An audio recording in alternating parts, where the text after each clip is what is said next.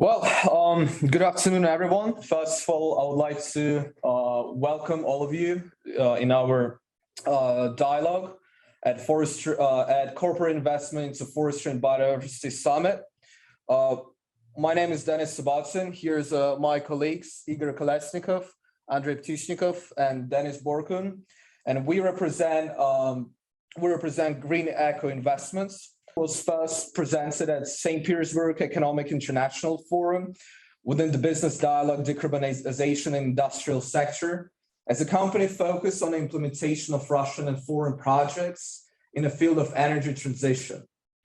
So we are focusing on the four key areas. First one is emission measures and reduction. Second one is the climate projects. Third one, marketing and trading. And obviously, the last one, new green technology investing.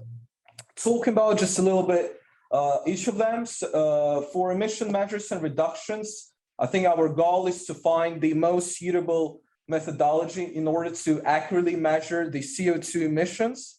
For the climate projects, during this economic forum, we have signed four MOUs with the four different regions in order to implement the climate projects in those areas.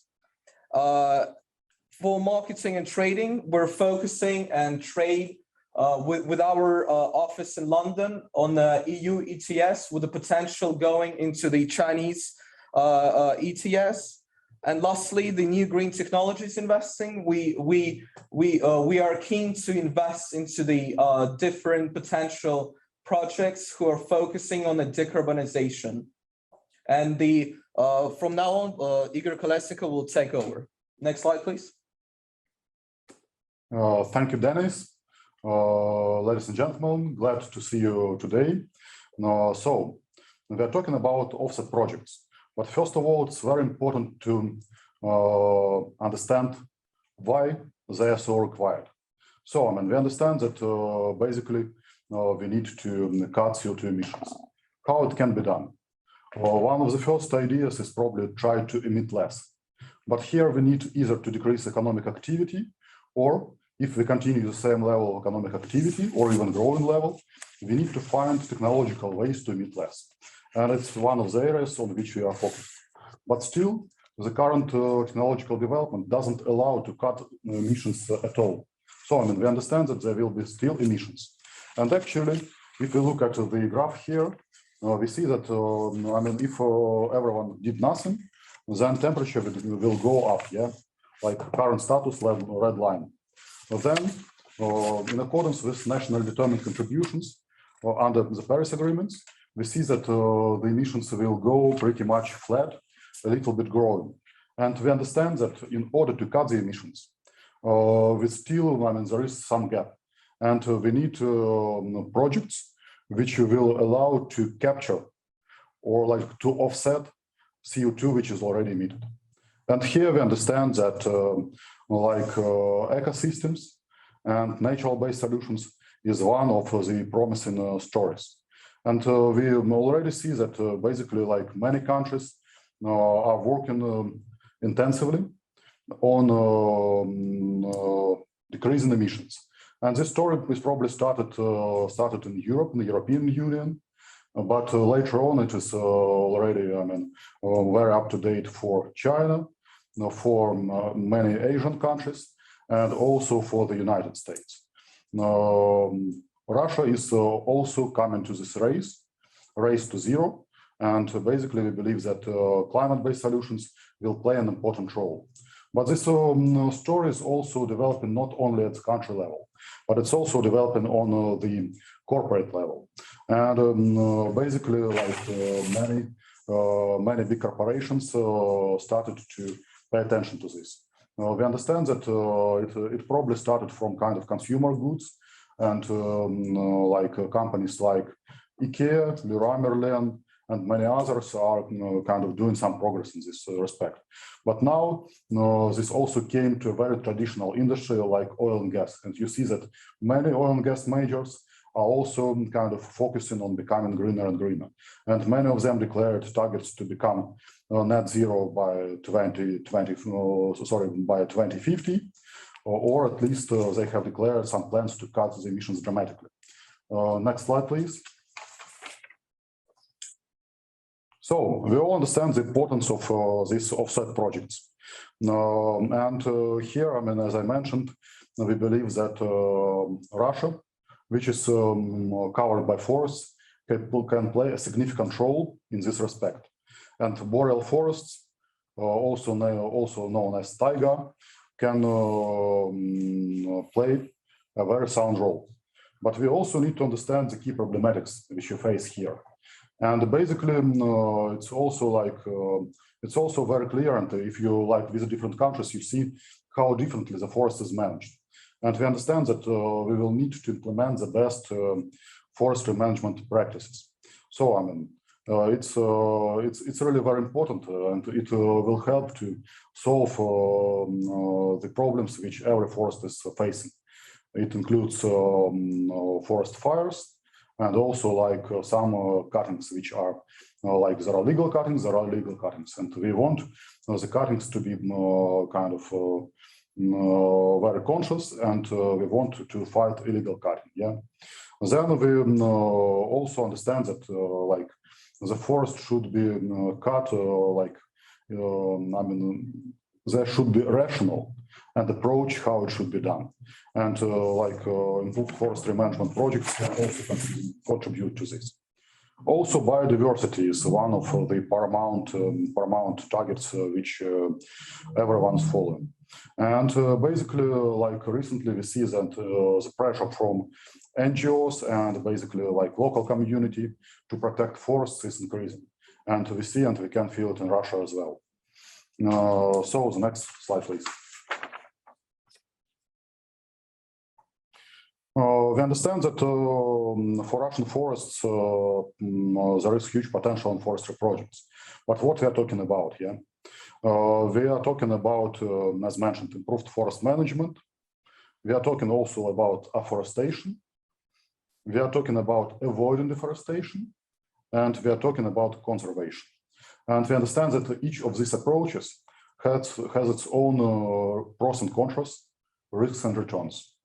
Basically, the key factors to judge is how, determining a baseline, how clear it is, yeah, on calculating additionality, on understanding of co-benefits and risks of reversals, so that while we implement the project, we understand that it goes according to the plan and reversals are avoided to the maximum possible extent. The next one, please.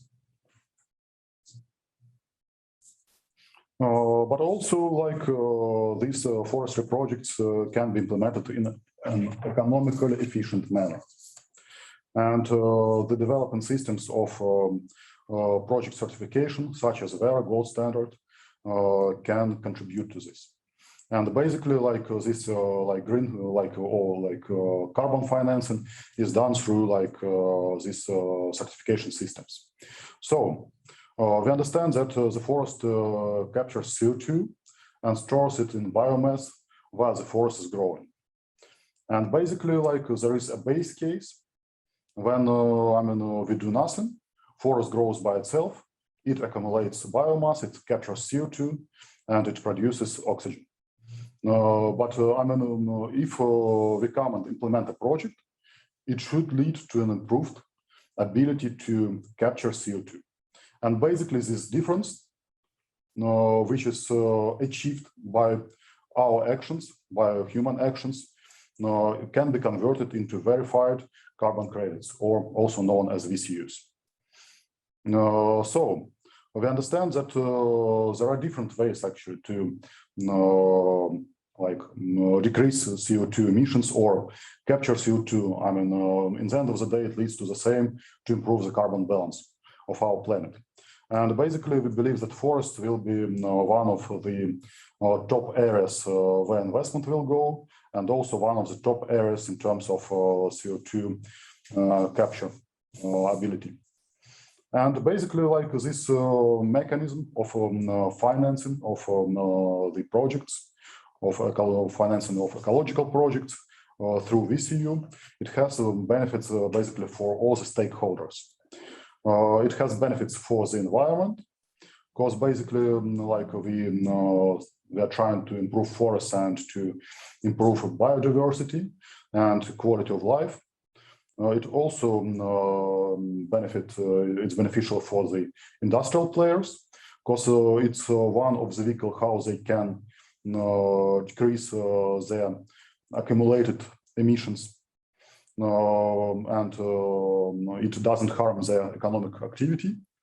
And it's also like beneficial for the investors, because it's good from one standpoint, and from other standpoint, it can be done in an economically efficient manner, which is also very important. The next slide, please. Basically, now we understand that in this respect, there are different markets.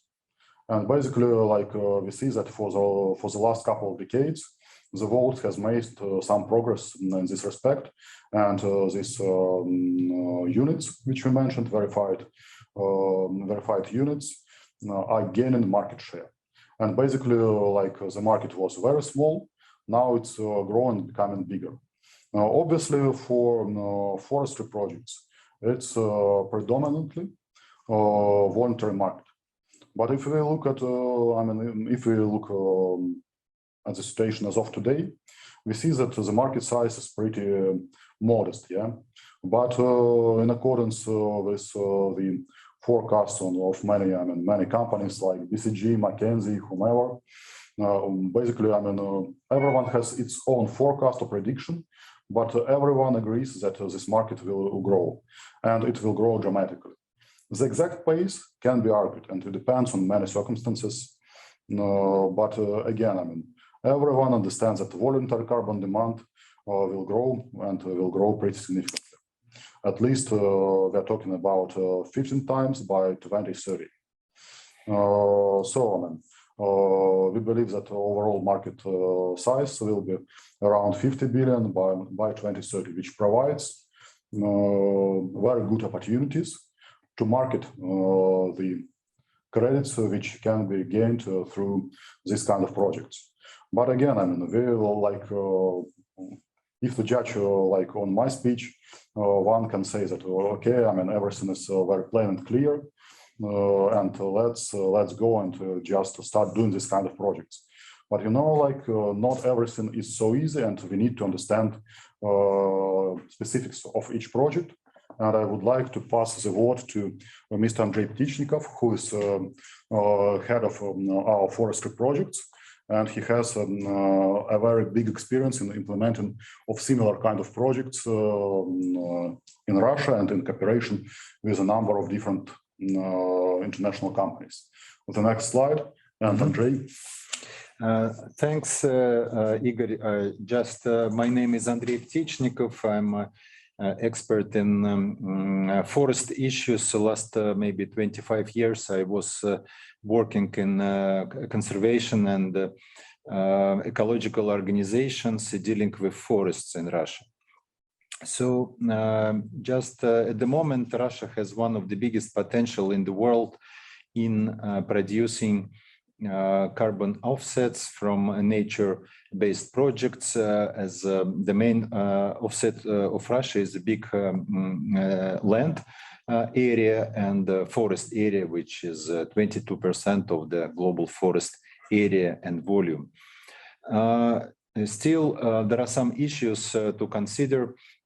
For example, it's not very clear in Russia what is the real balance, the level, the real greenhouse gas balance in Russia. The official estimates published in the National Greenhouse Gas Inventory as a kind of report to UNFCCC is 655 million tons CO2 equivalent per year, while there are a number of alternative methodologies which by well-known scientists, which says that probably the CO2 balance of Russia forest is about is close to 2 billion tons per year. It's a positive balance.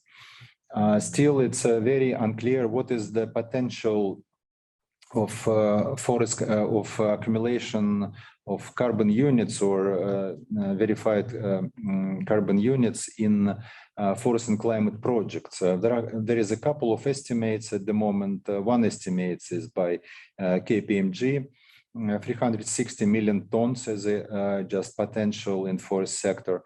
Another is more is WWF assessment. It's more conservative, but I guess the truth is in between.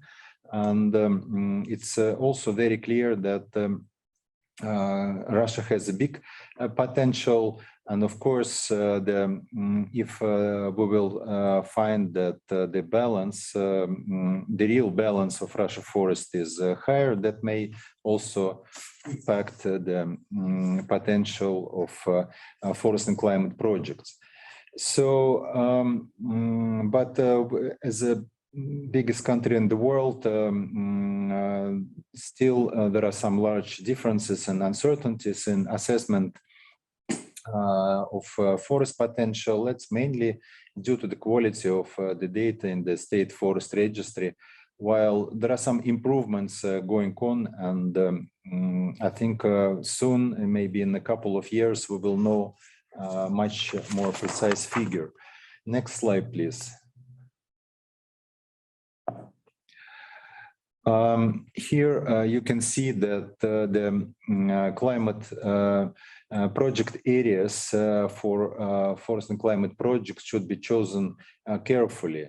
Here is the map of the carbon balance of or carbon budget of Russia forest.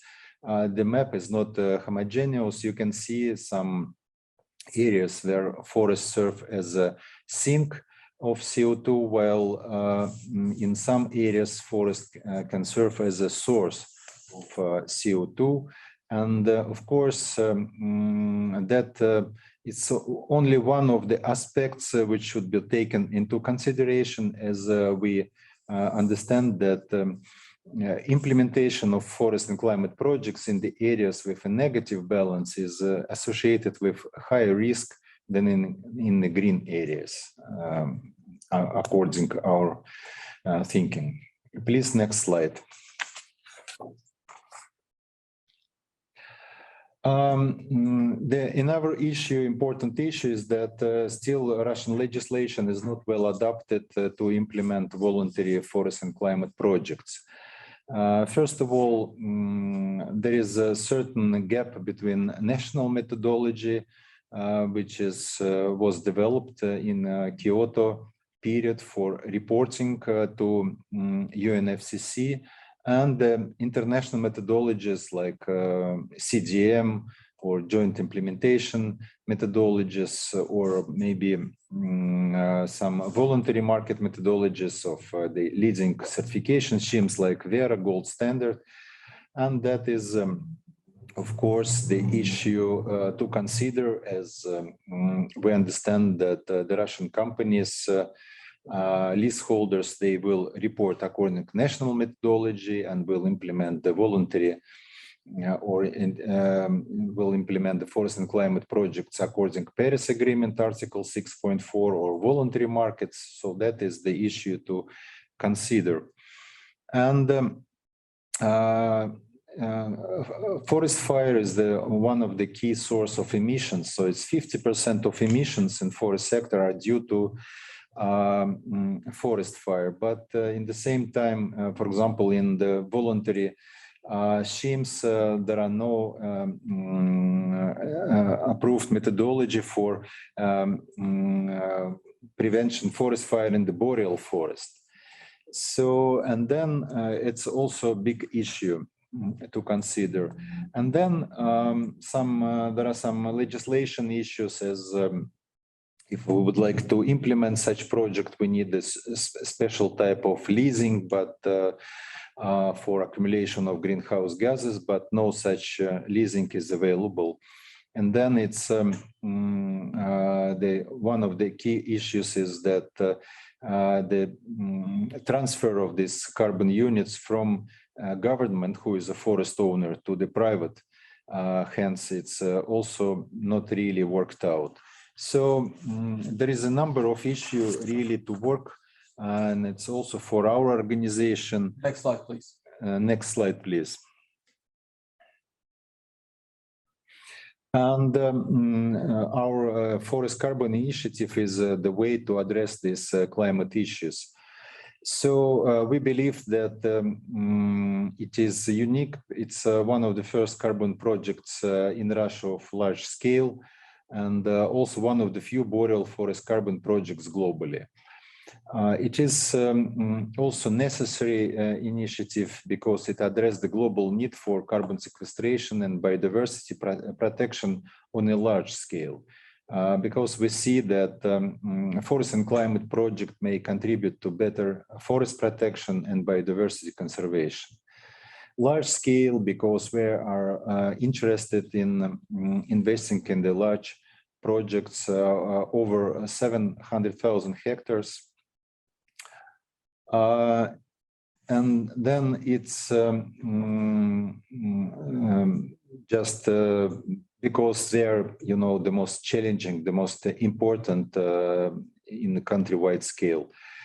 High quality is we are planning to cooperate with the leading certification schemes like Vera, and who has some forest related methodologies. And that provides some basis for obtaining well-priced verified carbon units. And then, of course, our work is also address the climate, biodiversity, and social issues because they are in one glass, I can say, as it is a cooperation between private investor, regional governments, research institution, and local stakeholders. So that is our principle. So next slide, please. So that is the map showing some current status of the Russian forest carbon initiatives, regional pilot projects in several regions. And we signed MOUs with 4 Russian regions. In one region, Tyumen, which is in the Western Siberia, we are starting the project. And also we are developing wetland restoration project in Nizhny Novgorod, but maybe in some other regions of Russia, because that is also promising development. And then the last slide, please. So we believe that the carbon offsets are crucial to reach the Paris Agreement's 1.5 degree goal because of it is technically very difficult to go to become climate neutral and to be in the scope of this goal, and voluntary offset are very necessary. Voluntary we believe that voluntary offsets are projected to increase strongly up to 2030 and likely even up to 2050. Forests are the top asset for carbon offset worldwide. Boreal forest can provide scale and positive biodiversity effect to forest carbon projects.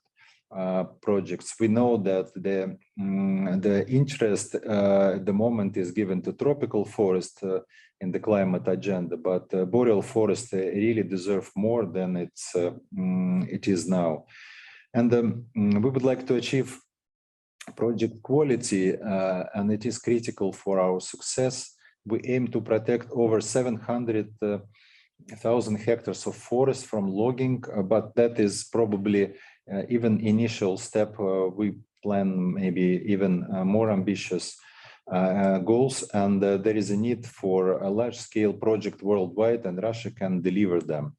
Our project will be releasing high-quality carbon credits on the market, hopefully within 2 years' time. Thank you. Yeah, thank you very much for listening to us. We just have a few questions from our viewers. So the first one is, do you know that the forest offset credits belong to the investor companies or to the Russian government? Well, let us try to answer. It's actually a very good question. And currently in Russia there is a limited practice in this respect, and further regulation, as Andrey has mentioned, is in this respect is required. But I mean, now everyone understands that in order to push this story forward, and Russia has a very strong motivation to do this, private investors are very welcome. And basically, this will be agreed, but everyone understands that in order for the private investors to implement this kind of projects, they need to have the rights for the credits. As far as I understand, for Vera, it is essential that the company which implements the project should have the rights for the land. So it should be either owned or rented or leased. So, and if the land is leased, it's basically more or less sufficient to get the credits and to be able to market them. But it also depends on the certification mechanism, because for other certification mechanisms it may be different. But again, our target is to agree and to fix this ownership for the credits in forest lease agreement. Another question, what are the price projections for your projects per ton subject to Vera issued VCUs? Well, I think, as you know, there are different types of the projects and different types of the VCUs that can be issued for. And currently for our projects, the price range is about $3 to $5, and it is aimed to increase in the future years, obviously related to the demands and to the state of the global CO2 emissions. And I think we have 1 more minute left, so we'll just take one more question. Which kind of forest carbon projects are your priority? Well, I think forest conservation is at the moment the priority, while we see the potential in the afforestation projects and the project related with sustainable intensification. I guess thank you very much, everyone.